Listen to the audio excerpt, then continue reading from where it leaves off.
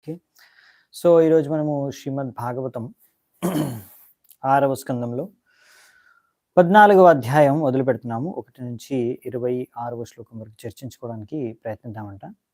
So, ఈ అధ్యాయం మొదలవుతుంది పరీక్షిత్ మహారాజు యొక్క ప్రశ్నల ద్వారా అస్సలు ఈ వృత్రాసురుడు ఎవరు? ఇంత మహాభక్తుడయ్యి ఉండి, ఈయన ఎలా అసుర పరివారంలో జన్మించాడు? దీనికి వెనక గల స్టోరీ ఏంటి? అది అడుగుతాడాయన శుకదేవ్ గోస్వామికి. శుకదేవ్ గోస్వామి ఆ విషయాన్ని వర్ణిస్తాడు. సో, ఈ విషయాలన్నీ కూడా మనము ఈ అధ్యాయంలో చర్చించుకుంటాము. సో, మంగళాచరణ చేసుకొని మొదలు పెడదామంట. ఓం అజ్ఞానతిమిరాంధస్య జ్ఞానాంజనాశలాకయా చక్షురున్మిలితం యేన తస్మై శ్రీగురవే నమః. శ్రీచైతన్యమనోభీష్టం స్థాపితం యేన భూతలే స్వయం రూపః కదా మహ్యం దదాతి స్వపదాంతికం. వందేహం శ్రీగురూన్ శ్రీయుతపదకమలం శ్రీగురూన్ వైష్ణవాంశ శ్రీరూపం సాగ్రజాతం సహగణ రఘునాథాన్వితాం తం సజీవం సాద్వైతం సావధూతం పరిజనసహితం కృష్ణ చైతన్యదేవం శ్రీరాధా కృష్ణపాదాన్ సహగణ లలితా శ్రీవిశాఖాన్వితాంశ. నమో ఓం విష్ణుపాదాయ కృష్ణప్రేష్టాయ భూతలే శ్రీమతే భక్తివేదాంత స్వామినితి నామినే. నమస్తే సారస్వతే దేవే గౌరవాణి ప్రచారిణే నిర్విశేష శూన్యవాది పాశ్చాత్యదేశతారిణే. నమో మహావదన్యాయ కృష్ణ ప్రేమ ప్రదాయతే కృష్ణాయ కృష్ణ చైతన్య నామినే గౌరత్విసే నమః. హే కృష్ణ కరుణా సింధో దీనబంధు జగత్పతే గోపేశ గోపికా కాంత రాధా కాంత నమోస్తుతే. తప్త కాంచన గౌరాంగే రాధే బృందావనేశ్వరి వృషభానుసుతే దేవే ప్రణమామి హరిప్రియే. నీలాచల నివాసాయ నిత్యాయ పరమాత్మనే బలభద్ర సుభద్రాభ్యాం జగన్నాథాయ తే నమః. వాంఛాకల్పతరుభ్యశ్చ కృపా సింధుభ్య ఏవ చ పతితానాం పావనేభ్యో వైష్ణవేభ్యో నమో నమః. జయ శ్రీ కృష్ణ చైతన్య ప్రభు నిత్యానంద శ్రీ అద్వైత గదాధర శ్రీవాసాది గౌరభక్తవృంద. హరే కృష్ణ కృష్ణ కృష్ణ హరే హరే హరే రామ రామ రామ హరే హరే. హరే కృష్ణ.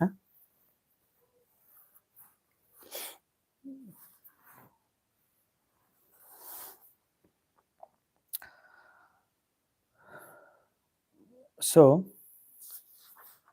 మనము 6వ స్కందంలో 14వ అధ్యాయంలో మొదటి శ్లోకం మొదలు పెడుతున్నాం. శ్రీ పరీక్షితువాచ రజస్తమస్వభావస్య బ్రహ్మన్ వృత్రస్య పాప్మనః నారాయణే భగవతి కథం ఆసీద్ దృఢామతిః. పరీక్షితుడు శుకదేవ్ గోస్వామికి ఇలాంటి ప్రశ్న అడిగారు. ఏమని? సో లర్నెడ్ బ్రాహ్మణ అంటే, ఓ బ్రాహ్మణ, సాధారణంగా అసురులు పాపాత్ములు, ఎందుకంటే వాళ్ళు రజో తమో గుణాల ద్వారా ప్రభావితమై ఉంటారు. అలాంటప్పుడు మరి వృత్రాసురుడు భగవంతుడి నారాయణుడి పట్ల అంత ప్రేమ భక్తి ఆయనలో ఎలా పుట్టుకొచ్చాయి? దానికి కారణం ఏంటి? ఎందుకంటే మామూలుగా అసురులు ఇలా రజోగుణం తమో గుణంలో ఉండి వాళ్ళు పాప కార్యాల్లో లిప్తమై ఉంటారే. మరి పాపాలు తొలగిపోయినప్పుడే వ్యక్తి భజన చేసుకోవడానికి అర్హుడవుతాడని భగవద్గీతలో ఒక దగ్గర ఉంది. ఏషాం త్వంతగతం పాపం జనానాం పుణ్యకర్మణాం తే ద్వంద్వమోహ నిర్ముక్త భజంతే మాం దృఢవ్రతాః. సో అంటే వ్యక్తులైతే ఎవరైతే ఈ జన్మలో పుణ్యాత్మలు పుణ్యకార్యాలు చేశారో, ఎవరివైతే సంపూర్ణంగా పాపాలన్నీ తొలగిపోయాయో, అలాంటి వారు నా యొక్క సేవలో భక్తిలో దృఢ సంకల్పంతో నిమగ్నులైపోతారని రాశారు. సో అందుకని ఇక్కడ మరి ఇలాంటి పాపాత్ములు ఎలా ఇంత భక్తులైపోయారు అని అనుకుంటున్నాడు పరీక్షిత్ మహారాజు. సో అందుకనే ఒక వ్యక్తి ఈ రజో తమో గుణాల నుంచి సత్వగుణంకి వెళ్ళి తర్వాత శుద్ధ భక్తి చేసుకోవడానికి చాలా అనుకూలమైన పద్ధతి, వాతావరణం అనమాట ఇది. సో అందుకనే ఇక్కడ మనకి రాస్తున్నారు, ఈ విధంగా చెప్తున్నారు అనమాట. అందుకనే పరీక్షిత్ మహారాజ్ చాలా ఆశ్చర్యం కలుగుతుంది అనమాట. ఈ ఆశ్చర్యపడాల్సిన విషయం ఇది అనమాట. ఒక అసురు పరివారంలో ఒక పుట్టి ఎలా అంత మహాభక్తుడు అయిపోయాడు ఒక వ్యక్తి, ఎలా, అసలు ఎవరు, ఏంటి కారణం? దేవానాం శుద్ధ సత్వానాం ఋషీనాం చామలాత్మనాం భక్తిర్ముకుంద చరణే న ప్రాయేణోపజాయతే. ఈ దేవతలందరూ కూడా సత్వగుణంలో స్థాపితమై ఉంటారు. ఇంకా మహా ఋషులు, మునులు, వాళ్ళందరిలో ఇలాంటి భౌతిక కల్మషాలు, భౌతికంగా భోగించాలి అనే కల్మషం కూడా తొలగిపోయి ఉంటుంది. అలాంటి వారు కూడా భగవంతుడికి శుద్ధ భక్తి చేసుకోవడం అనేది చాలా అరుదు. ముకుందుడికి శుద్ధ భక్తి చేసుకోవడం అనేది చాలా అరుదు. అటువంటిది ఒక వృత్రాసురుడు అంత గొప్ప శుద్ధ భక్తుడు ఎలా అయిపోయాడు అనేదే పరీక్షితుడి యొక్క ప్రశ్న అన్నమాట. సో అసురులు అనేవారు రజోతమో గుణాల చేత ప్రభావితమై ఉంటారు కాబట్టి, పాపకార్యాల్లో లిప్తమై ఉంటారు కాబట్టి చాలా కష్టం వాళ్ళు భక్తి చేసుకోవడం అనేది. అలా దేవతలు సత్వగుణంలో ఉంటారు, అయినా కానీ వారికి కూడా చాలా కష్టం శుద్ధ భక్తి చేసుకుంటారు. మిశ్రణ భక్తి చాలా మంది చేసుకుంటారు. ఋషులు, మునులు, ఇంకా చాలా మంది దేవతలు కూడా మనం చూసాము. ఇంతకుముందు కూడా చాలా ఉదాహరణలు చూసాము. ఈ యొక్క వృత్తాంతంలో, వృత్తరాసుడు వృత్తాంతంలో కూడా మనకు అర్థమవుతుంది. ఇంద్రుడు వ్యవహారం చూసి మనకు అర్థమవుతుంది, అరే ఇంద్రుడు భక్తుడు, ఆయన సత్వగుణంలో ఉండి కూడా ఎందుకు ఇలా వ్యవహరిస్తున్నాడు అంటే ఇంకా కొన్ని భౌతిక ఆసక్తులు ఉన్నాయి. సో ఇంకా ఆయన చేసుకునే భక్తే కానీ మిశ్రణ భక్తి. సో అలాంటి దేవతలు, ఋషులు, మునులు కూడా శుద్ధ భక్తి చేసుకోవడం అనేది అరుదు. అటువంటిది వృత్తరాసురుడు ఎలా శుద్ధ భక్తి చేస్తున్నాడు? సో అర్థం చేసుకోవాల్సింది ఏంటంటే ఒక విషయం, శుద్ధ భక్తి అనేది చాలా అరుదమైనది. శుద్ధ భక్తి చేసుకోవడం వెరీ రేర్. సో అందుకనే పరీక్షితుడు చాలా ఆశ్చర్యపోయాడు అనమాట. రజోభిస్సమ సంఖ్యాత పార్థివైరిహ జంతవః తేషాం ఏ కేచనే హంతే శ్రేయో వై మనుజాదయః. ఈ యొక్క భౌతిక ప్రపంచంలో ఎంతో మంది, ఎన్నో జీవరాశులు ఉన్నాయి, ఎన్ని కణాలు, ఆటమ్స్. సో అలా ఎన్నో జీవరాశులు ఉన్నాయి, లెక్కలేని జీవరాశులు ఉన్నాయి. ఈ జీవరాశుల్లోనే మనకు ఈ మనిషి జన్మ అనేది దొరకడమే చాలా అరుదు. అందులో అలా మనిషి జన్మ దొరికిన వారిలో ఏదో కొంతమంది మాత్రమే ఇలాంటి ధర్మాన్ని అనుసరించాలి అనే అభిరుచి ఉంటుంది. అదే విషయం ఇక్కడ చెప్తున్నారు అనమాట. ఎవరు? పరీక్షితుడు. అంటే చాలా రేర్ భక్తి చేసుకోవడం, ఎంత రేర్ అనేది ఇక్కడ ఎక్స్ప్లెయిన్ చేస్తున్నారు. అసలు ఎంత అరుదు శుద్ధ భక్తి చేసుకోవడం అనేది ఎంత అరుదు, ఎంతో తక్కువ మంది చేసుకుంటారు. కోటికో నూటికో కోట్లలో ఒకరు శుద్ధ భక్తులు అవుతారు, కోట్లలో ఒకరు శుద్ధ భక్తి చేసుకుంటారు.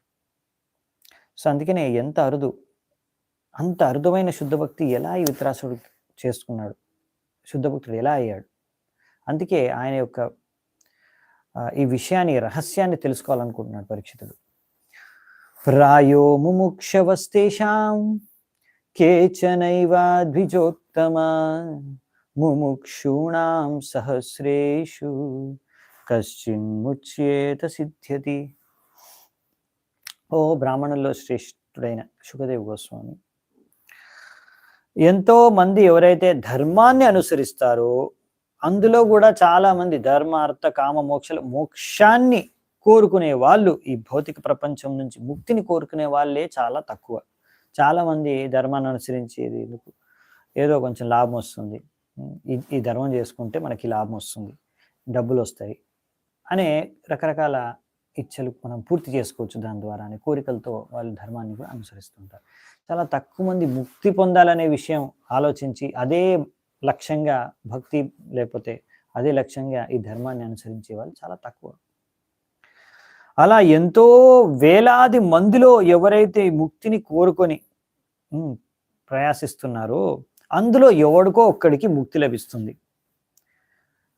ఎవరైతే మొత్తం ముక్తి లభించడం అంటే ఈ యొక్క సమాజాన్ని, ఈ సమాజంలో ఉండే బంధనాలు, ప్రేమ, ఇల్లు, ఇలాంటి భార్య, పిల్లలు అందరినీ వదిలేసి వీళ్ళ నుంచి భౌతిక ప్రపంచం నుంచి, భౌతిక జగత్తు నుంచి ముక్తి పొందేది ఎవరో ఒకరు.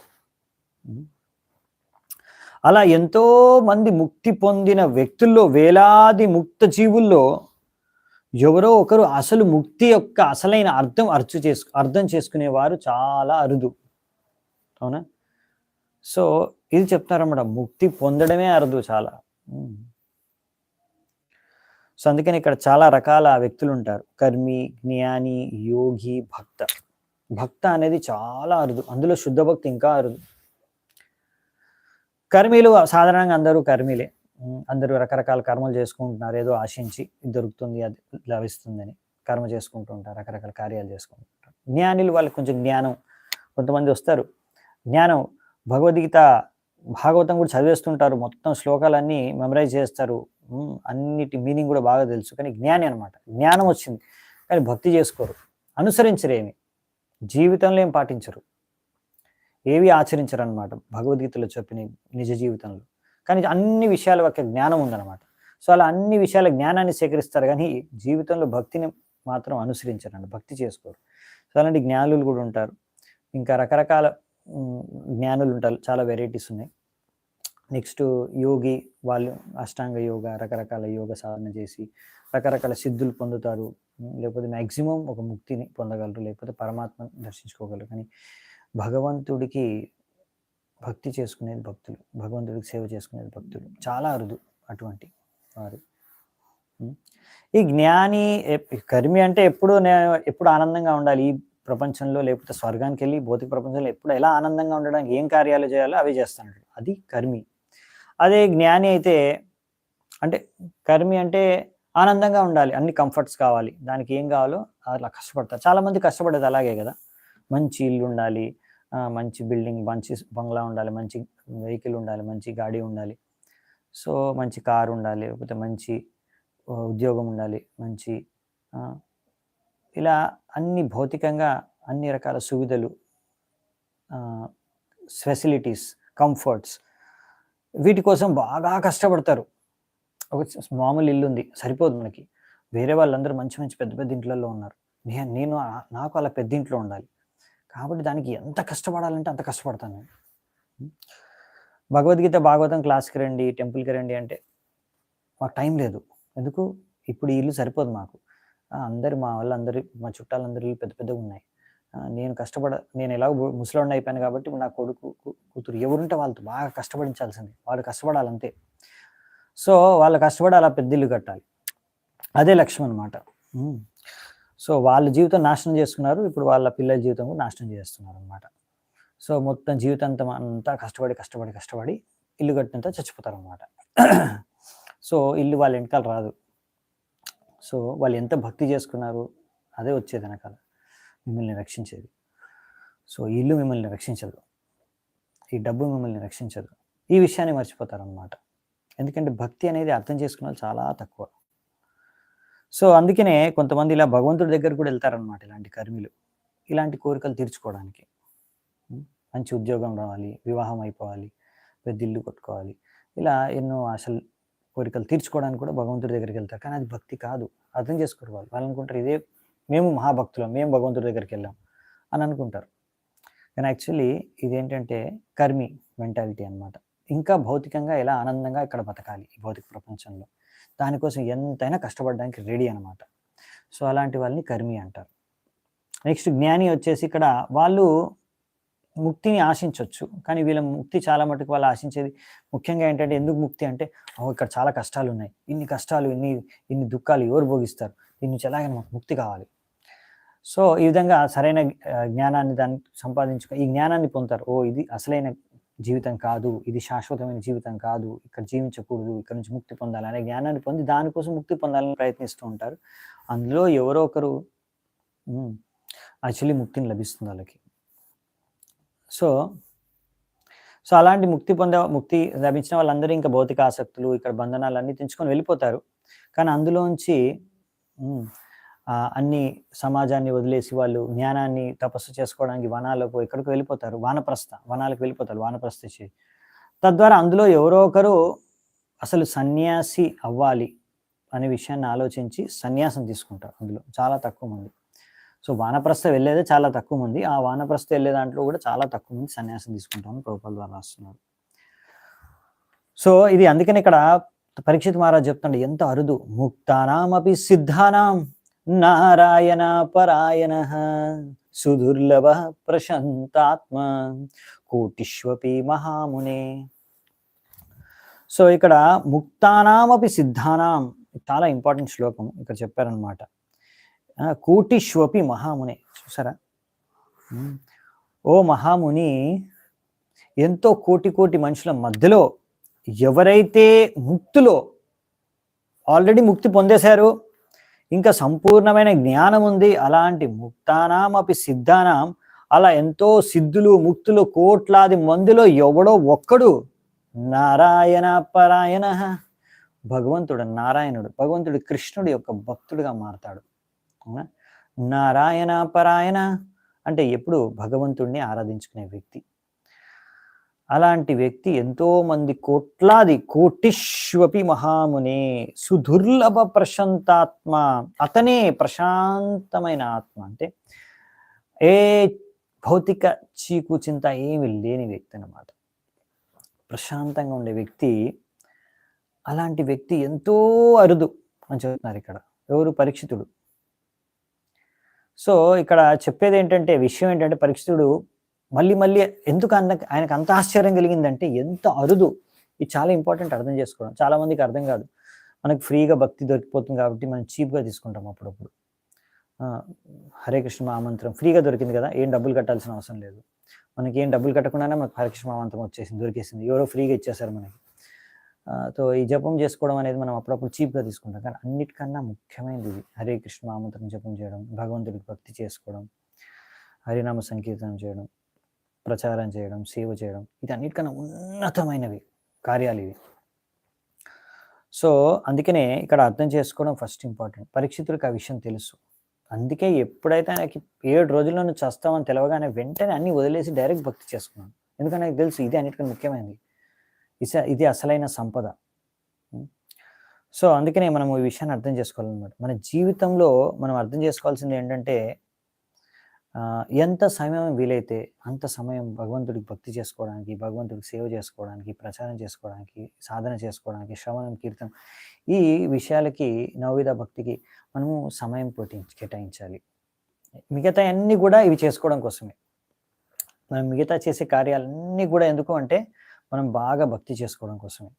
సో మనం భక్తి వదిలేసి మిగతా అన్నిటి వెనకాల పడేమనుకోండి, మనం సమయం వృధా చేసినట్టే, మనిషి జీవితాన్ని వ్యర్థం చేసుకున్నట్టే. సో అందుకే మనము ఏ కార్యాలు చేసినా అవన్నీ కూడా ఎందుకు చేస్తున్నామంటే భక్తి చేసుకోవడానికి అనే ఉద్దేశం మనం అంత క్లియర్ ఉండాలి మన మైండ్లో. సో ముక్తి అనేది చాలా దుర్లభమైనది. అందుకే ఇక్కడ చెప్తున్నారు ముక్తే చాలా దుర్లభమైనది. కానీ ఇక్కడ ఆ ముక్తుల్లో కూడా భక్తి చేసుకునేది చాలా అరుదు. కోటిష్వపి మహాముని, కోట్లాది మంది ముక్త సిద్ధుల్లో ఓడో ఒకడు నారాయణ పరాయణ అవుతాడు.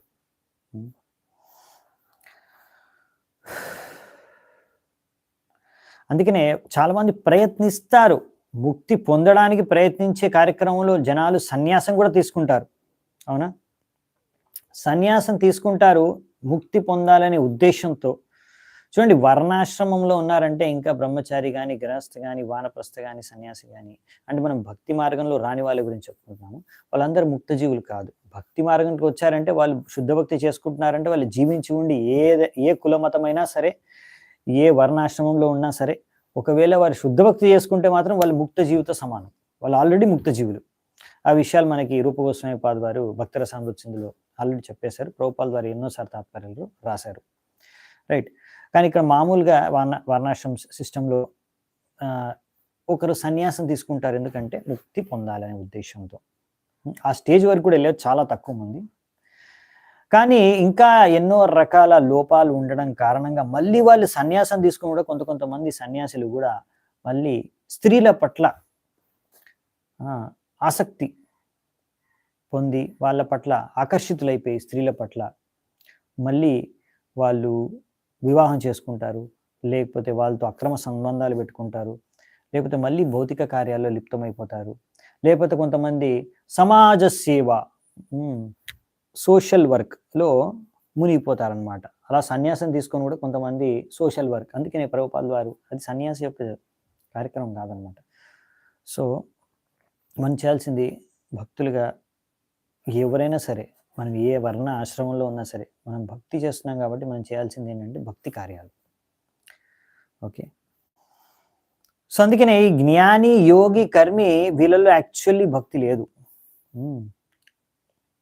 అందుకే వీళ్ళందరూ ఒక అపరాధులు ఒక విధంగా. ముఖ్యంగా కృష్ణుడు, చైతన్య మహాప్రభు అంటారు, మాయావాది కృష్ణ అపరాధి. ఎవరైనా అనుకుంటారో అంత మాయ, అంత మాయ, వాళ్ళని మాయావాది అంటారు. అంత మాయ, అంత మాయ, బ్రహ్మం సత్యం, జగన్మిత్యం, ఇది మిథ్య అంటారు, జగత్తే మిథ్య అంటారు. కానీ మనం ఇది మిథ్యానము, ఇది కూడా కృష్ణుడి నుంచే వచ్చింది. మన భక్తి మార్గంలో మనం అర్థం చేసుకునేది ఏంటంటే, ఈ యొక్క ప్రపంచం సృష్టించబడింది భగవంతుడి ద్వారా. ఈ ప్రపంచంలో ఉన్న ప్రతి ఒక్కటి భగవంతుడి నుంచి వచ్చింది, భగవంతుడి యొక్క శక్తి. సో భగవంతుడు ఆయన యొక్క శక్తుల ద్వారా ప్రతి ఒక్క చోటు వ్యాపించి ఉన్నాడు, ప్రతి చోట భగవంతుడు ఉన్నాడు. సో ఆ విధంగా మనం ప్రతి దగ్గర కృష్ణుడిని చూసుకోగలం అనమాట. ఇదంతా కృష్ణమయం అని మనం చూస్తాం, ఈ జగత్ అంతా. కానీ ఈ మాయవాదులు అంతా మాయ, అంతా మిథ్య అంటారు. అందుకే వీరిని ఏమంటారంటే కృష్ణ అపరాధి అంటారు అనమాట, మాయావాదుల్ని. సో అందుకనే వీళ్ళు ఈ విధంగా కృష్ణుడు కూడా మాయ అంటారు. కృష్ణుడు వచ్చాడు భగవంతుడు అంటే ఆయన కూడా మాయ అంటారు అనమాట. వీరిని మాయావాది అంటారు. సో అందుకే వీళ్ళు కృష్ణ అపరాధి. సో అందుకనే వీళ్ళందరూ కూడా అపరాధులు. సో అందుకే ఇక్కడ చెప్తున్నారు ఏంటంటే,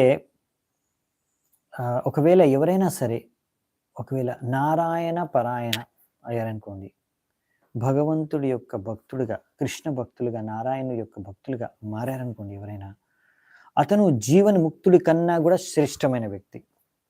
ఎందుకంటే ఇక్కడ ముక్తానామపి సిద్ధానాం అంటే ఎంతోమంది కోటిష్వపి ఎంతోమంది ముక్తులు సిద్ధులు కోటి మందిలో ఎవడో ఒక్కడు భక్తి మార్గంలోకి వస్తాడు. అంటే ఎవరైనా భక్తి మార్గంలోకి వచ్చారంటే, ఎవరైనా భక్తి చేసుకుంటారంటే వాళ్ళు అన్ని రకాల కర్మి, జ్ఞాని, యోగుల కన్నా కూడా శ్రేష్టమైన వారు, ముక్త జీవుల కన్నా కూడా శ్రేష్టమైన వారు. ఎందుకంటే ఈ జ్ఞాన మార్గంలో ఎంతో మంది ప్రయాసించి సన్యాసం తీసుకొని ఎంతో ప్రయాసించిన తర్వాత ఎవడికో ఒకటి ముక్తి లభిస్తుంది. సో అటువంటిది, అలాంటి ముక్తుల్లో కూడా కోటి మందిలో ఒకరు భక్తులు అవుతారు. కాబట్టి భక్తులు అయ్యానంటే ఏదో విధంగా, ఇప్పుడు ఒక వ్యక్తి శుద్ధ భక్తి చేసుకుంటున్నాడంటే సరే, అతను వర్ణాశ్రమం పక్కన పెట్టండి, అతను జ్ఞాని, కర్మి, యోగి కన్నా కూడా, ముక్త జీవి కన్నా కూడా శ్రేష్టమైన వాడు. అదే ఇక్కడ మనకు అర్థం చేసుకోవాల్సిన విషయం. ఓకే, అందుకని ఇక్కడ రెండు రకాల, ఇక్కడ చెప్తున్నారు, రెండు రకాల జ్ఞానులు ఉన్నారంట. ఒకరు భక్తి పట్ల ఆసక్తి కలిగి ఉన్న వాళ్ళు, ఇంకొకరు నిరాకారవాదులు, అంటే భగవంతుడికి ఆకారం లేదు అని వాదించేవాళ్ళు. సో అందుకనే ఇలాంటి నిరాకారవాదులు చాలా కష్టపడతారు, కానీ పెద్దగా ఏం లాభం దొరకదు వాళ్ళకి. అందుకనే వాళ్ళని ఏమన్నారంటే, వాళ్ళు చేసే ప్రయత్నం ఎటువంటిదంటే స్థూల తుషభాఘాతినః, అంటే husking paddy that has no grain. అంటే మనకి ఇవి వస్తాయి కదా, క్రాప్ వస్తుంది కదా, పంటలు వచ్చిన తర్వాత రైస్ గ్రెయిన్స్ వచ్చిన తర్వాత అందులోంచి హస్క్ ఉంటుంది, పైన లోపల రైస్ గ్రెయిన్ ఉంటుంది. ఆ రైస్ గ్రెయిన్ అంతా తీసేసిన తర్వాత ఓన్లీ హస్క్ ఉంటుంది, ఎంటీ హస్క్. ఆ ఎంటీ హస్క్ని ఎంత కొట్టినా అందులోంచి ఒక రైస్ గ్రెయిన్ కూడా బయటికి రాదనమాట. అవునా? అలా ఖాళీ హస్క్ని ఎంత కొడితే ఏమైనా వస్తుందో లాభం? ఏం లాభం లేదు. అలా ఎంతో ప్రయత్నిస్తారు ఈ నిరాకారవాదులు, మాయావాదులు. వాళ్ళు చేసే ప్రయత్నం వల్ల పెద్దగా లాభం ఏమి రాదనమాట. అదే ఇంకొకరు ఎవరైతే జ్ఞానులు, భక్తి పట్ల ఆసక్తి ఉంటుందో అందులో కూడా రెండు రకాలంట. ఎవరైతే భగవంతుడి యొక్క కల్పిత రూపాన్ని ఆరాధించుకునే వాళ్ళు, ఇంకొకరు భగవంతుడి యొక్క సచ్చిదానంద విగ్రహ అని భగవంతుడి ఒక చిన్మయ రూపాన్ని, ఆధ్యాత్మిక రూపాన్ని ఆరాధించుకునేవారు. ఓకే. సో మాయావాదులు ఏంటంటే నారాయణ, విష్ణు ఆయన రూపం కూడా మాయా అనుకుంటారు అన్నమాట. అందుకని వాళ్ళు పరం సత్యం కూడా నిరాకారము, ఆకారం లేదు అని వాళ్ళు వాదిస్తారు. కానీ శుద్ధ భక్తులు మాత్రం ఈ యొక్క సిద్ధాంతాన్ని మనం స్వీకరించము. మనము భక్తి మార్గంలో శుద్ధ భక్తులు మనం అర్థం చేసుకునేది ఏంటంటే, భగవంతుడికి రూపం ఉంది, సచ్చిదానంద విగ్రహం భగవంతుడి స్వరూపం. మనకు బ్రహ్మ సంహితలో, భాగవతంలో, భగవద్గీతలో వర్ణించారు. సో ఇలా అర్థం చేసుకున్న వ్యక్తే సరైన జ్ఞానం కలిగిన వాడు అనమాట. ఓకే. అతను ఎప్పుడు కూడా బ్రహ్మంలో విలీనమైపోవాలని మనం కోరుకోం. ఆ మాయవాదులు, బ్రహ్మవాదులు, జ్ఞానులు కోరుకుంటారు అలాంటివన్నీ. సో అందుకనే ఇక్కడ మనకి రాశారనమాట. ఇలాంటి జ్ఞానులు ఎంతో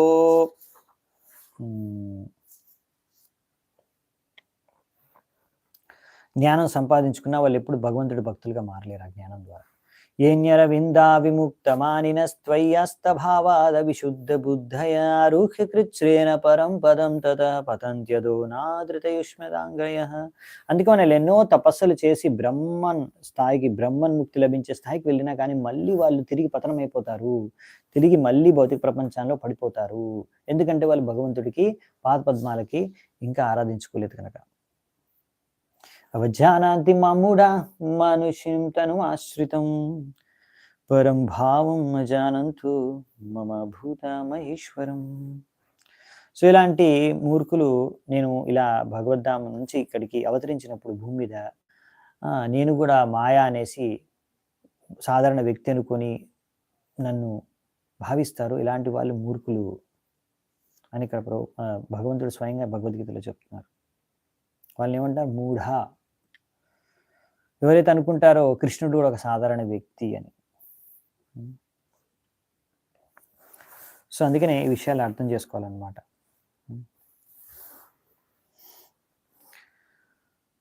సో ఎవరైనా సరే వీళ్ళందరికీ కూడా, అన్ని రకాల వ్యక్తులకి కూడా భాగవతంలో మరి వీళ్ళందరూ ఎలా ముక్తి పొందగలరు, భగవంతుడిని ఎలా చేరుకోగలరు, భక్తులుగా ఎలా మారగలరు, ఒక విధి విధానం ఉంది. ఆ విధి విధానం ఏంటంటే, శృణ్వతాం స్వకత కృష్ణ పుణ్య శ్రవణ కీర్తన హృదయంతస్థో యభద్రాని విధునోతి సుహృత్సతాం.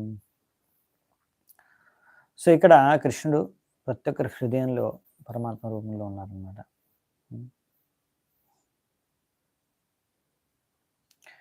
అందుకనే మనం ఎప్పుడైతే కృష్ణుడి కథ వింటామో దాని ద్వారా మన హృదయం అనేది శుద్ధమవుతుంది.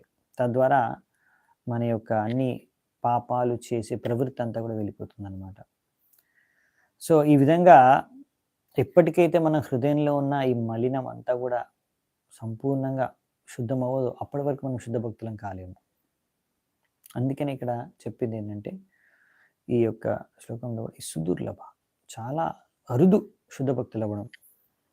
జ్ఞానం ఉండొచ్చు, ఎంతో జ్ఞానం ఉండొచ్చు, ఒక వ్యక్తి ఎంతో తపస్సు చేయొచ్చు, ఎంతో కష్టపడచ్చు, కానీ హృదయంలో ఎప్పటి వరకైతే భౌతిక కోరికలు, అనర్థాలు, ఇటువంటి కల్మషాలు ఉన్నాయో అప్పటి వరకు ఆ వ్యక్తి శుద్ధ భక్తుడు కాలేదు.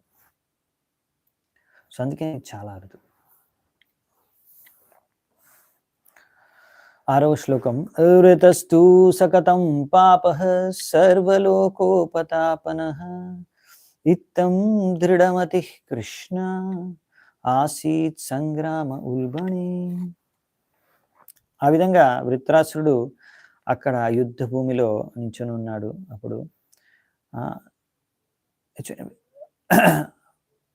ఎప్పుడు ఈ యొక్క వృత్రాసురుడు అంటే అసురులు అందరూ కూడా ఆయన ఇలా అన్ని రకాల కష్టాలు, దుఃఖాలు అందరికి ఇవ్వడంలోనే వాళ్ళ ఖ్యాతి. అలాగే వృత్రాసురుడు అని ఆయన చూసి అందరు దేవతలు భయపడిపోయారు, అవునా? సో అటువంటి అసురుడు ఇంత గొప్ప కృష్ణ భక్తుడిగా ఎలా మారాడు? ఇత్తం దృఢమతి కృష్ణ, అతని యొక్క మతి దృఢంగా కృష్ణుడిపైన కేంద్రితమై ఎలా ఉండగలిగింది? కృష్ణ భక్తుడిగా ఎలా మారగలిగాడు? అటువంటి యుద్ధ క్షేత్రంలో కూడా కృష్ణ భావనామృతంతో ఉండగలిగాడు. చూడండి, సాధారణ సమయంలో కూడా కాదు, మనం మామూలు సమయంలోనే భక్తి చేసుకోవడం మనకు కష్టం. ఇంకేదైనా కష్టాలు వచ్చాయంటే, సమస్యల్లో పడిపోయామంటే ఫస్ట్ భక్తి పక్కన పెడతాం. ఏం సమస్య వచ్చినా సరే ఫస్ట్ మనం బంద్ చేసేది ఏంటంటే భక్తి. క్లాస్ వెళ్ళడం బంద్ చేస్తాం, టెంపుల్కి వెళ్ళడం బంద్ చేస్తాం, దాని తర్వాత వెళ్ళడం మానేస్తాం, తర్వాత జపం చేయడం కూడా మానేస్తాం అనమాట. టైం లేదు, చాలా సమస్యలు, ముందు సమస్యలను పరిష్కారం చేసుకోవాలి. సో ఇదన్నమాట విషయం, మన పరిస్థితి. ఇంకా ఇట్లా యుద్ధ భూమిలో ఉన్నప్పుడు భగవంతుడిని గుర్తు చేసుకొని అప్పుడు కూడా కృష్ణ భావనామృతంలో ఉండి ఎలా యుద్ధం చేశాడు వృత్రాసురుడు ఇంద్రుడితో మీరు అర్థం చేసుకోవచ్చు. అది విషయంతో అర్థం, అది పరీక్షితుడు అందుకే అంటున్నాడు, యుద్ధ క్షేత్రంలో యుద్ధం మధ్యలో కూడా అతను ఇంత కృష్ణ భావనామృతంతో ఎలా ఉండగలాడంటే ఎంత గొప్ప భక్తుడై ఉండాలి.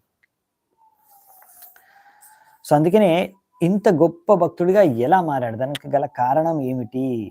ఏదో కారణం ఉండి ఉంటుంది, ఏదో రహస్యం ఉంది వెనకాల, అది నాకు కావాలి, నేను తెలుసుకోవాలనుకుంటున్నానని ఇక్కడ పరీక్షితుడు అడుగుతున్నాడు అనమాట సుఖదేవ గోస్వామి.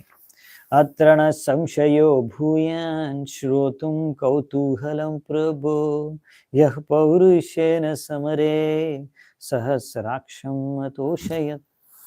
ఓ సుఖదేవ గోస్వామి, ఏ ప్రభు, దయచేసి మీరు నాకు చెప్పండి ఈ విషయం. ఇంత పాపాత్ముడైన వృత్రాసురుడు, ఎవరైనా అసుర పరివారంలో పుట్టాడంటేనే అతను పాపాత్ముడు. సో అటువంటి పాపాత్ముడైన వృత్రాసురుడు ఇలా క్షత్రియుడు, ఎంతో క్షత్రియుడి యొక్క వీరత్వం, శౌర్యాన్ని ప్రదర్శించాడు. ఇంకా ఇంద్రుడిని సంతృప్తిపరిచాడు యుద్ధంలో, అంతే కదా. ఇంద్రుడు కూడా ఆశ్చర్యపోయాడు, ఎంత బాగా యుద్ధం చేశాడు వృత్రాసురుడు. అటువంటి అసురుడు కృష్ణుడి యొక్క గొప్ప భక్తుడిగా ఎలా మారాడు? ఇవి చాలా నాకు ఈ యొక్క సంశయాన్ని, నా కన్ఫ్యూజన్, ఎందుకంటే ఇది నాకు సంశయాన్ని సృష్టిస్తున్నాయి. అసుర పరివారంలో పుట్టాడు, ఇంద్రుడి కన్నా శ్రేష్టమైన భక్తిని ఎలా ప్రదర్శించాడు? అసలు ఈ యొక్క సంశయాన్ని నాకు దూరం చేయండి, నాకు ఎంతో కుతూహలత ఉంది. కౌతూహలం ప్రభు, ఎంతో నాకు ఈ కుతూహలతని దూరం చేయండి, నాకెంతో తెలుసుకోవాలనే కుతూహలత ఉంది ఈ విషయం అని ఇక్కడ శుకదేవ గోస్వామికి కోరుకున్నారనమాట పరీక్షితుడు.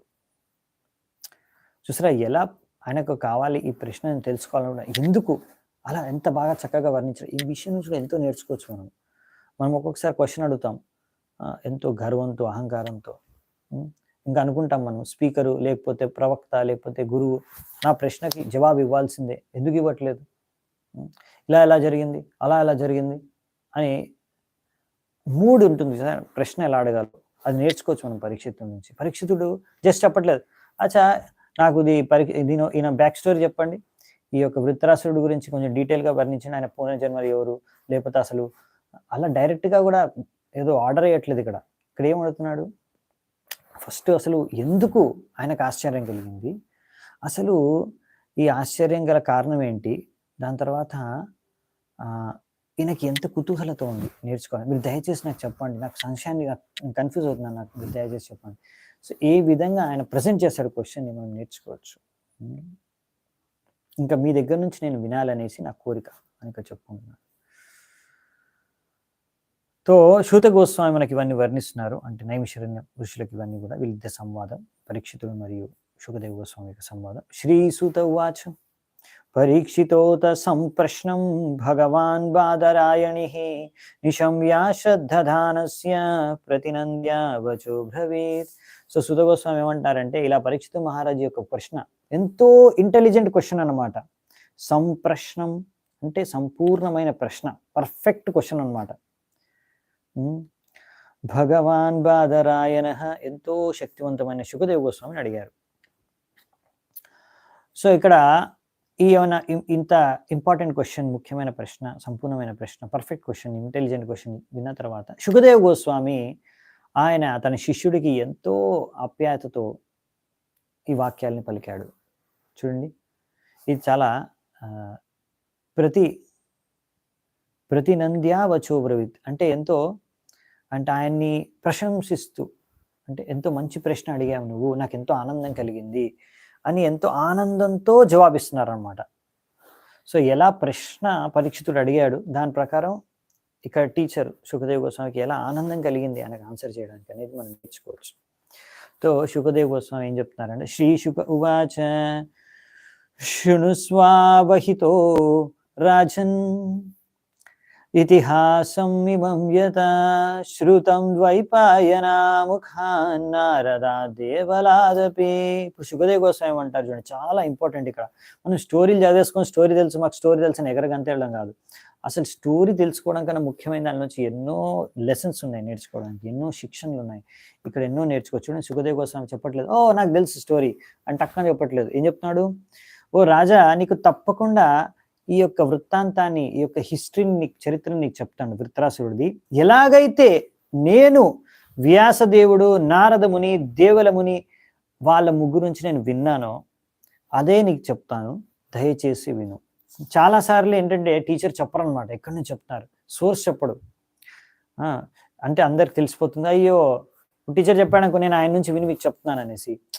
అప్పుడు వాళ్ళని కూడా అరే అంత గొప్ప ఏం కాదులే, అతని నుంచి జస్ట్ వినేసి చెప్తున్నాను నాకు అంతే, ఇలా ఈయన గొప్పతనే ఉంది అనుకుంటారు జనాలు. చాలా మంది ఏంటంటే చెప్పరు, ఏదో చాలా చాలా రకరకాల పాయింట్స్, రకరకాల స్టోరీస్ చెప్తుంటారు జనాలు.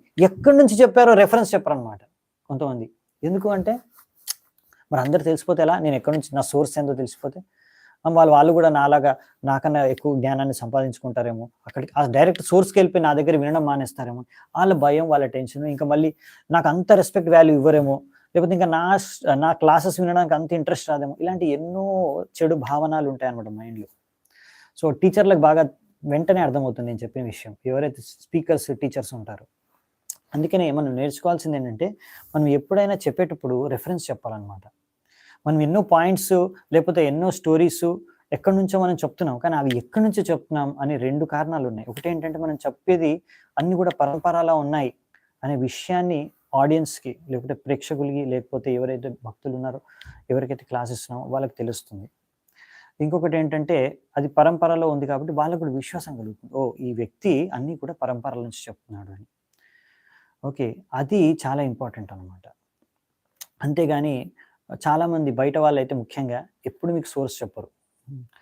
సో ఇవాళ రేపు ఒక్కొక్కసారి అలాంటి బయట నుంచి మనం భౌతిక ప్రపంచంలో ముందు కర్మీలుగా ఉండి తర్వాత భక్తులుగా అయ్యాం కదా, ఇటువంటి మెంటాలిటీని మనం తీసేయాలన్నమాట. కొంతమంది అలా అనుకుంటారు, నా శిష్యుడు నాకన్నా ఎలా మించిపోతాడు, నేను ఇవన్నీ చెప్పేస్తే నాకన్నా మించిపోతాడేమో అనేది భయం అన్నమాట వాళ్ళకి. సో ఇలాంటి భయాలు అన్ని భౌతిక భయాలు అన్నమాట. సో ఇలాంటివన్నీ మన మనసులో ఉండకూడదు. మనం ఎప్పుడైనా సరే ఈ విషయాన్ని ఎప్పుడు మనం ఎంతో గర్వంగా చెప్పుకోవాలి. నేను ఇది ఈ యొక్క భక్తుల నుంచి విన్నాను, ఈ పరంపరలో మా గురువు నుంచి విన్నాను, మా దీక్షా గురువు నుంచి విన్నాను, లేకపోతే ప్రభుపాల్ వారి నుంచి విన్నాను, లేకపోతే ఈ భాగవతం పుస్తకంలో చదివాను, లేకపోతే ఇక్కడ భగవద్గీతలో చదివాను. సో అలా మనం రెఫరెన్స్ చెప్పడం అనేది చాలా చాలా మంచిదన్నమాట, అలవాటు. సో అది మనం నేర్చుకోవచ్చు శుకదేవ్ గోస్వామి నుంచి. శుకదేవ్ గోస్వామి వంటి శుద్ధ భక్తులు అయ్యుండి కూడా ఆయన ఇలా, ఇది ఫస్ట్ టైం కాదు, ఎన్నో సార్లు వస్తుంది భాగవతంలో, మెనీ టైమ్స్, చాలా సార్లు వస్తుంది భాగవతంలో. ఎప్పుడు శుకదేవ్ గోస్వామి జవాబు చెప్పినప్పుడల్లా చెప్తారనమాట, నేను పరంపరలో సో అండ్ సో నుంచి ఇలా విన్నాను, అదే నేను మీకు చెబుతున్నాను అనేసి శుకదేవ్ గోస్వామి వర్ణిస్తాడు. మీరు ఏ స్టోరీ అయినా చూసుకోండి, చాలా స్టోరీస్లో చాలా చోట్ల చెప్తారు ఇది. ఎప్పుడు పరీక్షితుడు ప్రశ్న అడుగుతాడు, పరీక్షితుడు ఎవ్రీ టైం ఎలా ప్రశ్న అడుగుతాడో నేర్చుకోవచ్చు. డిమాండ్ ఎప్పుడు చేయడు పరీక్షితుడు, నాకు ఈ ఆన్సర్ చెప్పు అని, నేను రాజు నీకు తెలీదా చెప్పు అని ఎప్పుడు కూడా అలా ప్రదర్శించాడు. శుకదేవ్ గోస్వామి కూడా ఎప్పుడు నీకు తెలుసా, నాకు ఎంత జ్ఞానం ఉందో నీకు చెప్తాను, ఎన్నో స్టోరీస్ నాకు తెలుసు అని చెప్పడు. అవన్నీ కూడా ఫస్ట్ నేను ఇక్కడ నుంచి విన్నాను, అది నేను ఎలా విన్నానో అది మీకు చెప్తాను. సో ఇది గ్రేట్నెస్ అనమాట. ఎన్నో విషయాలు ఇలా మనం శుకదేవ్ గోస్వామి పరీక్షితుడి నుంచి నేర్చుకోవచ్చు. 10వ నంబర్ శ్లోకం. ఆసిద్ రాజా సార్వభౌమః శూరసేనేషు వై నృప చిత్రకేతుర్ ఇతి ఖ్యాతో యస్యాసీత్ కామధున్మహి. పరీక్షితుడు ఇక్కడ చెప్తున్నాడు అనమాట, సారీ శుకదేవ్ గోస్వామి చెప్తున్నాడు ఇక్కడ, ఓ పరీక్షిత, శూరసేన అనే రాజ్యంలో ఒక రాజు ఉండేవాడు, ఆ రాజు పేరు చిత్రకేతు. ఈ చిత్రకేతుడు ఈ పృథ్వీని పరిపాలించేవాడు. ఆయన పరిపాలించిన సమయంలో పృథ్వీ అన్ని రకాల ధాన్యాలని, అన్ని రకాల వస్తువుల్ని ఉత్పన్నం చేసేది. సో అందుకనే ఇక్కడ మనం అర్థం చేసుకునేది ఏంటంటే మొత్తం భగవంతుడి సృష్టే. కానీ ఎప్పుడైతే ఒక సరైన రాజు పరిపాలిస్తాడో అప్పుడు ప్రకృతి, పృథివీ సహకరిస్తాయి. అన్ని రకాల సదుపాయాలు, ధాన్యాలు, తినే పదార్థాలన్నిటిని సృష్టిస్తాయి. ఆవు పాలిస్తుంది. ఇలా అంతా సృష్టి అనేది సహకరిస్తుందన్నమాట. ఎప్పుడైతే ఒక మంచి రాజు ధర్మం అనుసారంగా పరిపాలిస్తాడు. అందుకే మనం విన్నాము, చదివాము ఇంతకుముందు కూడా ధర్మరాజు అయిన యుధిష్ఠిరుడు పరిపాలించిన సమయంలో కూడా మొత్తం ప్రపంచం, మొత్తం పృథ్వీ అంతా సస్యశ్యామలంగా, ఆవులన్నీ కూడా ఎంతో మంచిగా పాలు ఇవ్వడం, సమయానికి వర్షాలు కురవడం, సో ప్రకృతి వాతావరణం అంతా అనుకూలంగా ఉండడం, సో ఇవన్నీ కూడా జరిగాయి అన్నమాట. సో అందుకనే ఇది చాలా ఇంపార్టెంట్ అన్నమాట. సో అందుకనే ఎప్పుడైతే ఒక వ్యక్తి ధర్మానుసారంగా, శాస్త్రాల అనుసారంగా పరిపాలిస్తాడో అప్పుడు సమయానికి అన్ని వానలు కూడా పడతాయి, పంటలు బాగా పడతాయి. సో ఏ మాత్రం జనాలకి ఎటువంటి సమస్య ఉండదు. ఆహారం తినడానికి ఎప్పుడు సమస్య అనేది ఉండదన్నమాట. అందుకనే ఇలా అన్ని సమృద్ధిగా ఉన్నప్పుడు ఇంకా ఎటువంటి బ్లాక్ మార్కెటింగ్, ఇప్పుడు అన్ని బ్లాక్లో, ఎందుకు బ్లాక్లో అవి కొన్ని ఉన్నాయన్నమాట. అందుకే దాన్ని బ్లాక్లో ఎక్కువ రేటుకి అమ్మడం. సో ఎందుకంటే క్వాంటిటీ కొంచెమే ఉంది కాబట్టి. సో అంతా సమృద్ధిగా ఉంటే ఇంకా ఎవరికి బ్లాక్లో కొనే అవసరమే లేదు. సో ఇలా బ్లాక్లో కొనడం కానీ, ఇలా తప్పుడు మార్గంలో అన్ని రకరకాల తప్పుడు కార్యాలు అన్నీ కూడా ఆటోమేటిక్గా స్టాప్ అయిపోతాయని ప్రభుపాల ద్వారా రాస్తున్నారు ఇక్కడ. అందుకనే ఏదో రాజు అయినంత మాత్రాన, ఏదో ఒక రాజు ఉన్నంత మాత్రాన, శాసించిన మాత్రాన, పరిపాలించిన మాత్రాన రాజ్యాన్ని సరిపోదు. అటువంటి రాజుకి ధర్మాన్ని అనుసరించడం అంటే ఆధ్యాత్మిక విలువలు, ఈ యొక్క క్షమత కలిగి ఉండాలి. ధర్మరాజు, యుధిష్ఠిరు వంటి వారిలాగా, లేకపోతే పరీక్షితుడు వంటి వారిలాగా, లేకపోతే పృథు మహారాజు, ఇలా ఎన్నో ఉదాహరణలు ఉన్నాయి మనకి భాగవతంలో. తస్య భార్య సహస్రాణం సహస్రాణి దశాభవన్ శాంతానికాశ్చాపి నృపో నలేభేత సుసంతతిం. ఈ చిత్రకేతుడికి ఎంతమంది భార్యలు ఉన్నారంట? సహస్రాణం సహస్రాణి, అంటే 10 మిలియన్ వైఫ్స్. అవునా? 10 మిలియన్ అంటే 1 కోటి మంది భార్యలు ఉన్నారు ఆయనకి. అంటే సహస్రాణి సహస్రాణి, వేలాది వేలాది భార్యలని చెప్తున్నారు ఇక్కడ. వేలాది వేలాది భార్యలు ఉన్నారు, కానీ ఆయనకి ఒక సంతానం కూడా కలగలేదు. ఏ ఒక్క భార్య ద్వారా కూడా ఆయనకి సంతానం కలగలేదు. సో ఆయనకి సంతానం లేదు. వేలాది వేలాది భార్యలు ఉన్నా కానీ సంతానం లేదన్నమాట. రూపౌధార్య వయు జన్మ విద్యైశ్వర్య శ్రియాదిభిః సంపన్నస్య గుణైః సర్వైశ్చింతా బంధ్యాపతేరభూత్. సో ఈ విధంగా ఇక్కడ ఎంతో మంది లక్షలాది భార్యలు ఉన్నా వాళ్ళందరికీ ఎంతో, ఇంకా అంతేకాకుండా ఆ చిత్రకేతు, అతనికి ఎంతో మంచి రూపం ఉంది, సౌందర్యం ఉంది, ఎంతో ఖ్యాతి ఉంది, యవ్వనం ఉంది. అయినా కానీ ఆయన మంచి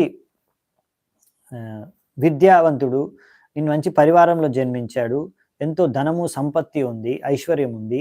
అయినా కానీ ఇవన్నీ ఉన్నా కానీ అప్పటికి ఆయనకి ఆనందం లేదు.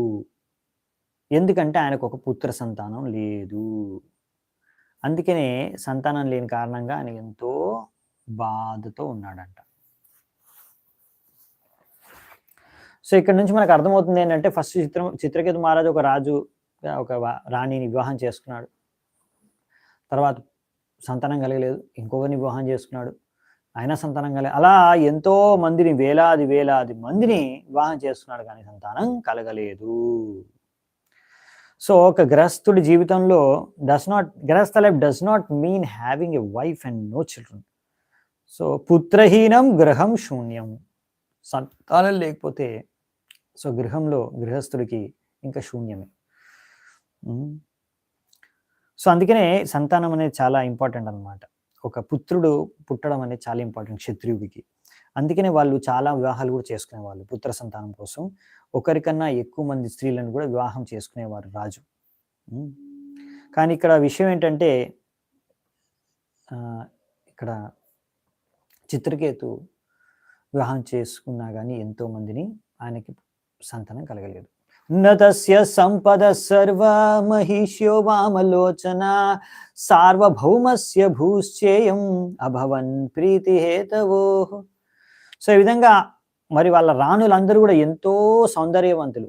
వాళ్ళకి ఎంతో మంచి మంచి ముఖాలు ఉన్నాయి, అందమైన ముఖాలు, ఆకర్షణీయమైన కళ్ళు, ఎంతో ఐశ్వర్యము, ఇంకా ఇలా వేలాది వందలాది రాణులు ఉన్నారు. సో అయినా కానీ ఆయనకి ఎంత పెద్ద రాజ్యం ఉన్నా, ఎంతమంది రాణులున్నా ఆయనకి ఆనందం చేయలేదు, అతనికి ఆనందం ఇవ్వలేదు. సో ఇంత సంపద, ఐశ్వర్యం, రాణులు, సౌందర్యం అంతా కూడా ఏమాత్రం ఆనందాన్ని చిత్రకేతుకి ఇవ్వలేకపోయాయంట. తస్యైకాదాతు భవనం అంగిర భగవాన్ ఋషి లోకాననుచరన్యేతాన్ ఉపాగచ్చద్యదృచ్ఛయ. ఒకానొకప్పుడు ఎంతో శక్తివంతమైన ఋషి అంగీరముని అలా భ్రమిస్తూ ఉన్నప్పుడు ఈ ప్రపంచంలో, ఈ యొక్క విశ్వంలో ఆయన యొక్క ఇచ్ఛానుసారంగా ఒకసారి చిత్రకేతు మహారాజు యొక్క రాజమహల్కి విచ్చేశారు. అప్పుడు ఏం జరిగింది? తం పూజయిత్వా విధివత్ ప్రత్యుత్థానార్హనాదిభిః కృతాతిథ్యం ఉపాసీదత్ సుఖాసీనం సమాహితః. తో చిత్రకేతు మహారాజు ఇలా తెలుసుకొని వెంటనే ఆయన రాజసింహాసనం నుంచి లేచి నిలబడి వెంటనే ఆయనకు ఆరాధించడం మొదలు పెట్టేశాడు. ఆయనకు సరైన నీరు తాగడానికి ఇచ్చారు, సరైన ఆహారం తినడానికి ఇచ్చారు. ఈ విధంగా ఆయనకి ఒక అతిథి సత్కారం ఏదైతే చేయాలో, ఒక రాజుగా ఆయనకు స్వయంగా అతిథి సత్కారం చేశాడు. దాని తర్వాత ఆ ఋషిని ఒక మంచి సింహాసనం పైన కూర్చోపెట్టాడు. దాని తర్వాత రాజు తన మనస్సును నియంత్రించుకొని, ఆయన ఇంద్రియాలను నియంత్రించుకొని, అక్కడ ఋషి కాళ్ళ దగ్గర కింద నేల మీద కాళ్ళ పక్కన కూర్చున్నాడు. చూడండి, ఇది నేర్చుకోండి. సో ఒక్కొక్కసారి చాలా మందికి డబ్బు, సంపద, ఐశ్వర్యం, పదవి ఉంటే ఎంతో అహంకారం ఉంటుందన్నమాట. సరే ఇక్కడ చూడాల్సింది ఏంటంటే, చూడండి అంగిర ముని ముందు ఈ చిత్రకేతు మహారాజు ఎలా వ్యవహరిస్తున్నాడు. నేను పెద్ద రాజు అని చూపించుకోవట్లేదు, పెద్ద సింహాసనం కూర్చోవట్లేదు. ఆయన రాగానే ఆయన సింహాసనం నుంచి లేచి ఆయనకు ఆరాధించి, ఆయనకు అతిథి సత్కారం చేసి, ఆయన కాళ్ళ దగ్గర కింద నేల మీద కూర్చున్నాడు. చూసారా ఎంత గొప్ప వ్యక్తియో మనం అర్థం చేసుకోవచ్చు. సో ఇది సభ్యత, సంస్కృతి అన్నమాట. సో మనం శాస్త్రాల నుంచి ఆచరణ అనే విషయం కూడా నేర్చుకోవచ్చు. ఎలా మనం ఒక మహాభక్తుల్ని లేకపోతే ఎంతో పెద్ద ఋషుల్ని ఎలా మనము సత్కరించాలి, అతిథి సత్కారం ఎలా చేయాలి అని నేర్చుకోవచ్చు. మహర్షిస్తం ఉపాసీనం ప్రశ్రయావనతం క్షితౌ ప్రతిపూజ్య మహారాజ సమాభాష్యేదమబ్రవీత్. ఓ రాజా పరీక్షిత్, ఎప్పుడైతే చిత్రకేతు మహారాజు నమ్రతతో వంగిపోయాడో,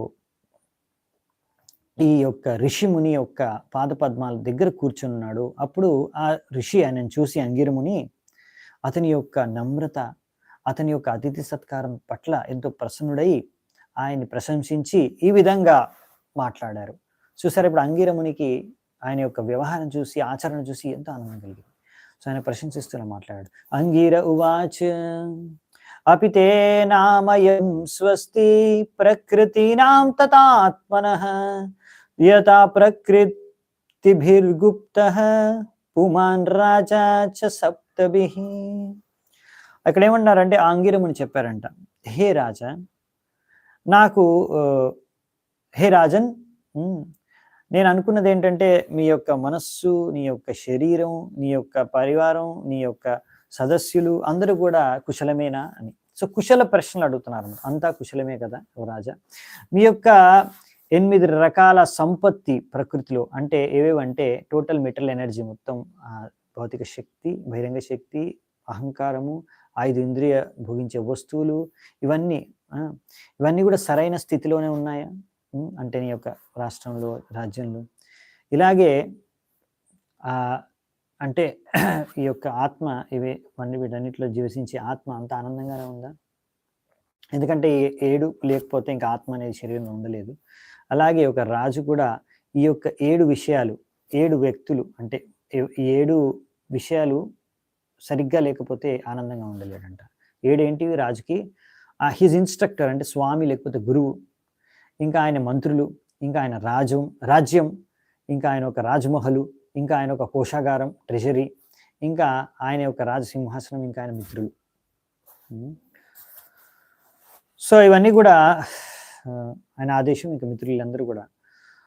సో అందుకే శ్రీధర్ స్వామి భాగవతంలో రాస్తారు కామెంటరీలో, తాత్పర్యంలో, స్వామ్యామత్యౌ జనపద దుర్గద్రవిణ సంచయ దండో మిత్రం చ తస్యైతా సప్త ప్రకృతయో మతాః. సో రాజు అంటే ఒకడే కాదనమాట, ఆయనతో పాటు రాజు ఉన్నాడంటే ఆయనకు ఒక గురువు ఉంటారు, ఎవరైతే ఆయనకు మార్గదర్శనం చేస్తారో, ఆయనకు మంత్రులు ఉంటారు, ఆయనకు రాజ్యం ఉంటుంది, ఆయనకు ఒక రాజమహల్ ఉంటుంది, ఒక కోశాగారం ఉంటుంది, ఒక system, law and order maintain చేయడానికి ఒక సిస్టమ్ ఉంటుందన్నమాట. ఈ యొక్క దాని తర్వాత ఆయనకి ఎంతో మంది మిత్రులు ఉంటారు. ఇవి 7 ఎప్పుడైతే సరిగ్గా మెయింటైన్ అయ్యి ఉంటాయో అప్పుడు ఒక రాజు ఆనందంగా ఉంటాడు. అలాగే భగవద్గీతలో చెప్పారుగా, దేహినోస్మిన్ యథా దేహే. అలాగే ఈ ఆత్మ కూడా ఈ యొక్క దేహం లోపల ఉంటుంది, అవునా? ఈ పంచమహాభూతాలు మన బుద్ధి అహంకారం, మనస్సు బుద్ధి అహంకారంతో కూడితమైన ఈ స్థూల సూక్ష్మ శరీరం లోపల ఆత్మ నివసించి ఉంటుంది. సో ఇవన్నీ కూడా సరిగ్గా ఉంటే స్థూల సూక్ష్మ శరీరం, అప్పుడు ఆత్మ కూడా ఆనందంగా ఈ శరీరంలో నివసించవచ్చు. అలాగే రాజు కూడా ఇవన్నీ 7 సరిగ్గా ఉంటే ఆనందంగా ఉండొచ్చు అని ఇక్కడ చెప్తున్నారనమాట. సో అందుకనే ఎప్పుడైనా మనము కుశల ప్రశ్నలు అడిగినప్పుడు ఆయన గురించే కాకుండా ఆయన పరివారము, ఆయనతో పాటు ఉన్న వాళ్ళు, ఆయనతో సంబంధించినవన్నీ కూడా బాగున్నాయా, సరిగ్గా ఉన్నాయా అని అడుగుతాం కదా. అలాగే ఇక్కడ ఒక అంగీరముని రాజుకు సంబంధించినవి, ఆయన్ని ఆనందంగా ఉంచేవన్నీ కూడా సరిగ్గా కుశలంగా ఉన్నాయా లేదా అని ప్రశ్నించాడన్నమాట. ఆత్మానం ప్రకృతిష్వద్ద నిధాయ శ్రేయ ఆప్నుయాత్ రాజ్ఞతతా ప్రకృతయో నరదేవాహితాదయః. ఓ రాజా, నరుల్లో దేవుడు వంటివి, అంటే నరుల్లో దేవుడి ఒక ప్రతినిధివి. సో ఎప్పుడైతే ఈ రాజు తన యొక్క పార్షదులు మరియు మంత్రులు లేకపోతే ఆయనతో వాళ్ళ యొక్క ఆదేశాల్ని స్వీకరిస్తారో అప్పుడు ఆయన ఆనందంగా ఉండగలుగుతాడు. అలాగే ఎప్పుడైతే ఆ వ్యక్తులు వాళ్ళందరూ కూడా ఆయనకు similarly when his associates offer there gifts, ఎప్పుడైతే వాళ్ళు బహుమతులు ఇస్తారో, అలాగే కార్యాలు చేస్తారో, సరైన కార్యాలు, ఇంకా రాజు యొక్క ఆదేశాలను వాళ్ళు పాటిస్తారో, ఇవన్నీ కార్యాల ద్వారా వాళ్ళు కూడా ఆనందాన్ని పొందగలుగుతారు. సో ఈ విధంగా ఇక్కడ చెప్పేది ఏంటంటే, విషయం చాలా ముఖ్యమైన విషయం. రాజు అంటే జస్ట్ ఆదేశం ఇవ్వడమే కాదు, యాక్చువల్ హ్యాపీనెస్.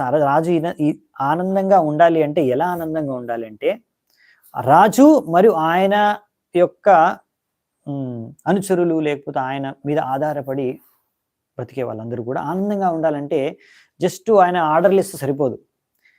నేను అందరికన్నా పైన ఉన్నాగా జస్ట్ నేను ఆర్డర్ ఇస్తాను, ఫాలో అవ్వాలి కాదు. అప్పుడప్పుడు వారి యొక్క ఆదేశాలని కూడా ఆయన అనుసరించాలి. Sometimes he must follow their instruction. అంటే ఒకవేళ అతను ఎవరైనా మనకు మంచి చెప్తున్నారు అనుకోండి, మన మంత్రులు కానీ, మన అనుచరులు కానీ, మనతో సహకరించే వాళ్ళు కానీ, మనకన్నా కింది వారైనా కానీ, ఒకవేళ వాళ్ళు సరైన విషయాన్ని చెప్తే మనం దాన్ని స్వీకరించాలి. ఒకవేళ మనము పై పొజిషన్లో ఉంటే ఆ విషయాన్ని, అప్పుడు ఆనందం అనేది సరిగ్గా ఉంటుంది. సో ఇలా మనము పరస్పరం ఆధారపడి జీవించగలిగితే అప్పుడు అందరూ ఆనందంగా ఉండగలరు అని ఈ యొక్క తాత్పర్యం యొక్క అర్థం, శ్లోకం యొక్క అర్థం. అపిదార ప్రజామాత్య భృత్య శ్రేణ్యోత మంత్రిణః పౌరజానపదా భూపా ఆత్మజావశవర్తినః. ఓ రాజా, మీ యొక్క భార్య, మీ యొక్క ప్రజలు, మీ భార్యలు, ప్రజలు, మీ యొక్క అనుచరులు, మీ యొక్క సేవకులు, మీ యొక్క అసిస్టెంట్లు, మీ యొక్క వ్యవసాయకులు అందరూ కూడా, ఎవరైతే వ్యవసాయకులు అంటే వ్యవసాయం చేసేవారు, అంటే రకరకాల బిజినెస్ మెన్, వ్యాపారకులు, ఏవైతే రకరకాల స్పైసెస్ని అంటే రకరకాల మసాలాలని అమ్ముతారో, ఇంకా ఆయిల్ని అమ్ముతారో, వీళ్ళందరూ కూడా మీ కంట్రోల్లో ఉన్నారా లేదా? మీ అన్ని మంత్రులు, ఇంకా మిగతా రాజమహల్లో నివసించే వాళ్ళందరూ కూడా మీ కంట్రోల్‌లో ఉన్నారా లేదా? ఇంకా అంతేకాకుండా మీ యొక్క గవర్నర్‌లు, మీ యొక్క పుత్రులు, అండ్ ఇంకా మీ పైన ఆధారపడిన వాళ్ళందరూ కూడా. సో, బేసికల్లీ ఇక్కడ బేసికల్లీ ఏంటంటే ఇలా మంచి కోఆపరేషన్ అనేది ఉండాలన్నమాట. రాజు ఇంకా ఆయన యొక్క కుటుంబ సభ్యులు, మంత్రులు, ప్రజలు, ఇంకా ఆయనకు సేవ చేసే వాళ్ళందరితో పట్ల మంచి పరస్పర సంబంధం, ఇంకా సహకారం అనేది ఉండాలన్నమాట 2 పక్షాల నుంచి. అప్పుడు ఆనందంగా ఉండొచ్చు అందరూ. యస్యాత్మానువశశ్చేత్ స్యాత్ సర్వే తద్వశగా ఇమే లోకా సపాలయచ్చంతి సర్వే బలిం మతంద్రితాః. ఒకవేళ రాజు యొక్క మనస్సు సంపూర్ణంగా కంట్రోల్ అయ్యి ఉందనుకో, నియంత్రణలో ఉందనుకో, అప్పుడు ఆల్ హిస్ ఫ్యామిలీ మెంబర్స్ అందరూ, ఆయన యొక్క కుటుంబ సభ్యులు మరియు అందరూ ప్రభుత్వంలో పనిచేసే అధికారులు అందరూ కూడా ఆయనకి అనుగతమై ఉంటారంట. ఇదే విశేషం. అంటే ఒక రాజు ఒకవేళ నియంత్రించుకోగలిగితే, తన మనస్సును నియంత్రించుకోగలిగితే అందరూ ఆయనకు అనుగతంగా ఉంటారంట. ఆ విధంగా అందరూ, ఈ అధికారులందరూ సరైన సమయానికి పన్ను కూడా సమర్పించుకుంటారు. ఎటువంటి వ్యతిరేకమైన కార్యాలు చేయరు. అలాగే ఇంకా మిగతా సేవకుల గురించి అయితే వదిలేసేయండి, పెద్ద పెద్ద అధికారులు కూడా మంచిగా అనుసరిస్తారంట. ఇది చాలా ఇంపార్టెంట్ ప్రిన్సిపల్ ఇక్కడ మనకి నేర్పిస్తున్నారంట. ఎవరైనా లీడర్ కావాలనుకుంటే ఫస్ట్ వాళ్ళు సరైన లీడర్ కావాలా, రాజు కావాలి అనుకుంటే ఫస్ట్ చేసి మనం నేర్చుకోవాల్సింది ఏంటంటే, మన మనస్సు పైన, ఇంద్రియాల పైన మనకు నియంత్రణ ఉండాలి. అది ఉంటే వేరే వాళ్ళు మనకి రెస్పెక్ట్ ఇస్తారు, ఫాలో అవుతారు, అనుసరిస్తారు. సో అందుకే అడుగుతున్నాడు అనమాట. మనస్సు నియంత్రణలో లేకపోతే ఆనందం అనేది లేదు. మనస్సు నియంత్రణలో ఉంటేనే ఆనందం ఉంటుంది. అందుకే అంగీకరమని అడుగుతున్నాడు. ఆత్మన ప్రీయతే నాత్మ పరతస్వత ఏవ లక్ష్యే లబ్ధ కామం వా చింతయా శబలం ముఖం. ఓ రాజా చిత్రకేతు, నీ ముఖం చూసి నీ మనసులో ఏముందో నేను అర్థం చేసుకోగలుగుతున్నాను. మనసులో నువ్వు ఆనందంగా లేవు అనే విషయాన్ని నేను గ్రహించగలుగుతున్నాను. నువ్వు కోరుకున్నది ఏదో, నువ్వు ఆశించినది, నీ యొక్క లక్ష్యాన్ని నువ్వు చేరుకోలేదనే విషయాన్ని నేను అర్థం చేసుకోగలుగుతున్నాను. ఇది నీ వల్ల, నీ కారణంగా నువ్వు దుఃఖాన్ని అనుభవిస్తున్నావా మనసులో, లేకపోతే వేరొకరి కారణం వల్ల దుఃఖాన్ని అనుభవిస్తున్నావా? నీ యొక్క ముఖం మాడిపోయి ఉంది కాబట్టి నీ లోపల ఎంతో బాధ ఉందనే విషయాన్ని నాకు అర్థమైపోతుంది నీ ఫేస్ చూసి. So face is the index of mind అంటారు. మన ముఖాన్ని చూసి అసలు వ్యక్తి ఆనందంగా ఉన్నాడా లేదా, మనసులో ఆనందంగా ఉన్నా లేడా అనే విషయాన్ని మనం అర్థం చేసుకోవచ్చు. సో ఇక్కడ అంగిరముని గొప్ప ఋషి అని వెంటనే అర్థం చేసుకున్నాడు, ఇతను ఆనందంగా లేడు. శుకదేవ గోస్వామి ఏమంటారంటే, ఓ పరీక్షిత, నెక్స్ట్ శ్లోకం. ఏవం వికల్పితో రాజన్ విదుష్యామునినాపి సహ ప్రశ్రయావనతోభ్యః ప్రజాకామస్తతు మునిం. శుకదేవ గోస్వామి అంటాడు, ఓ పరీక్షిత్ రాజా, సో అంగిరమునికి అన్ని తెలుసు, ఆయన మహాముని, అయినా కానీ రాజుని ఈ విధంగా ప్రశ్న అడిగాడు. ఆ విధంగా రాజు, ఆయన కోరిక ఏంటి? నాకు ఒక పుత్ర సంతానం కావాలి. ఆ కోరిక ఇప్పుడు ఆయన ఆ ఋషి ముందు ఉంచుతాడనమాట. ఎంతో నమ్రత భావనతో తల వంచి, ఎంతో వినయంగా ఈ యొక్క ప్రశ్నను, ఆయన యొక్క కోరికను ఈ యొక్క అంగిరముని ముందు పెడతాడనమాట. చిత్రకేతురువాచ భగవన్ కిం న విదితం తపోజ్ఞాన సమాధిభిః యోగినాం ద్వష్ట పాపానాం బహిరంతఃశరీరిషు. చిత్రకేతు మహారాజు ఏమంటారంటే, ఓ అంగిరముని, ఈ యొక్క ఆశ్చర్యటి, తపస్సు, జ్ఞానము మరియు ఈ యొక్క ఆధ్యాత్మిక సమాధి కారణంగా మీరు సంపూర్ణమైన పాప జీవితం నుంచి ముక్తులు. అందుకే మీరు సిద్ధ యోగిలు. మీరు అన్ని విషయాలు అర్థం చేసుకోగలరు, బయటవి లోపలివి అన్నీ. నాలాంటి బద్ధజీవులు లోపల బయట అంతా మీరు అర్థం చేసుకోగలరు. తథాపి పృచ్ఛతో భ్రూయాం బ్రహ్మన్ ఆత్మని చింతితం భవతో విదుషస్యాపి చోదితస్త్వత్ అనుజ్ఞయా. ఓ మహాముని, ఓ మహాత్మ, మీకు అన్నీ తెలుసు, మీరు అన్ని విషయాల విట్లా అవగతం. అయినా మీరు నన్ను అడుగుతున్నారు, నేను ఎందుకు బాధపడుతున్నాను, నా యొక్క మెయిన్ చింత ఏంటి అని. అందుకనే మీరు అడిగిన ప్రశ్నకి జవాబుగా నేను మీకు ఆ కారణం తెలియజేస్తున్నాను. లోకపాలైరపి ప్రార్థ్యాః సామ్రాజ్యైశ్వర్య సంపదః ననంద్యంద్యప్రజం మాం క్షుత్రిక్ కామం వివాపరే. ఎలాగైతే ఒక వ్యక్తి ఆకలి దాహము కలిగిన వాడు, అలా ఆకలితో దాహంతో ఉన్న వాడికి మీరు పూలదండేసి గంధం అంతా కూడా ముఖం మీద పూసారనుకోండి, గంధపు పేస్టు, దాని ద్వారా ఆ వ్యక్తి ఆనందాన్ని పొందడు. అలాగే నేను కూడా ఈ యొక్క రాజ్యము, ఐశ్వర్యము, సంపద, వసతులు, వీటన్నిటికీ ఎవరైతే దేవతలు కూడా కోరుకుంటారో అవన్నీ నా దగ్గర ఉన్నాయి, కానీ నాకు పుత్ర సంతానం లేదు, అందుకే నేను బాధపడుతున్నాను, అదే నా పెద్ద బాధ. తత పాహి మహాభాగ పూర్వై సహగతం తమః యతా తరేమ దుష్పారం ప్రజయా తద్విదేహినః. అందుకే దయచేసి ఓ మహాముని నన్ను బతికించండి, నా పూర్వీకులను, నా పూర్వజులని రక్షించండి. మేమందరం కూడా నరకంలోకి వెళ్ళిపోయి పడిపోతాం, ఎందుకంటే నాకు పుత్ర సంతానం లేదు. మీరు దయచేసి ఏదో ఒకటి చేయండి, తద్వారా నాకు పుత్ర సంతానం కలిగి ఈ నరకాన్ని నుంచి నేను, నా పూర్వీకులందరూ కూడా రక్షింపబడగలము. చూడండి, ఇది యాక్చువల్లీ వైదిక సంస్కృతి సభ్యత. మామూలుగా ఏంటంటే ఒక వ్యక్తి వివాహం చేసుకుంటాడు ఒక పుత్ర సంతానం పొందడానికి.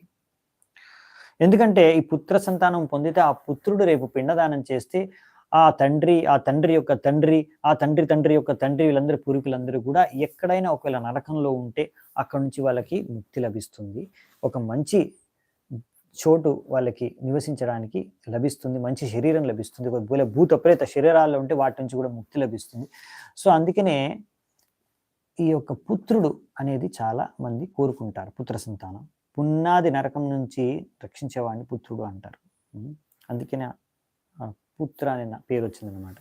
సో బేసికలీ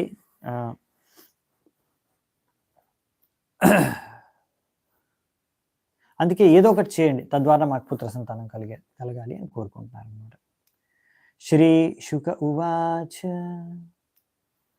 ఇత్యర్థితస్స భగవాన్ కృపాలుర్బ్రహ్మణః సుతః శ్రపయిత్వా చరుం త్వష్ట్రం త్వష్టారం అయజత్ విభుః.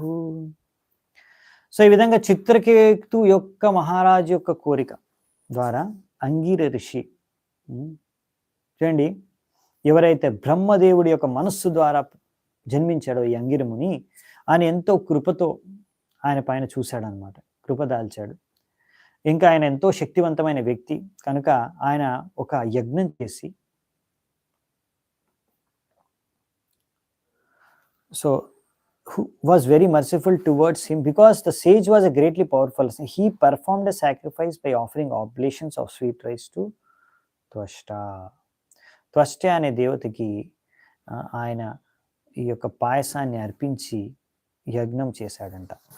దాని ద్వారా ఏం జరిగింది? జ్యేష్ఠ శ్రేష్ఠ చయా రాజ్ఞో మహిషినాం చ భారత నామ్నా కృతద్యుతిస్తస్యై యజ్ఞోచ్ఛిష్టం మదాద్విజః. ఓ పరీక్షిత్ మహారాజా, ఆ విధంగా మనము 27 వరకు అయిపోయింది, 28కి వెళ్ళిపోతున్నాము. సో మనకు సమయం అయిపోయింది. ఓకే, నేను 26 వరకు ఎండ్ చేస్తాను, మళ్ళీ 27 నుంచి నెక్స్ట్ క్లాస్లో చర్చించుకుంటాను. సో మరి ఏం జరిగిన తర్వాత అనే విషయాలు. సో ఈరోజు ఇక్కడే మనం ముగిద్దామంట. చాలా చాలా ధన్యవాదాలు అందరికీ, ఎంతో ఓపిక విన్నందుకు. శ్రీల ప్రభుపాద కీ జై. గ్రంథరాజ్ శ్రీమద్ భాగవతం కీ జై. సమవేత గౌర భక్త వృంద కీ జై. తాయి గౌర్ సీతనాథ్ ప్రేమానందే. హరి హరి బోల్.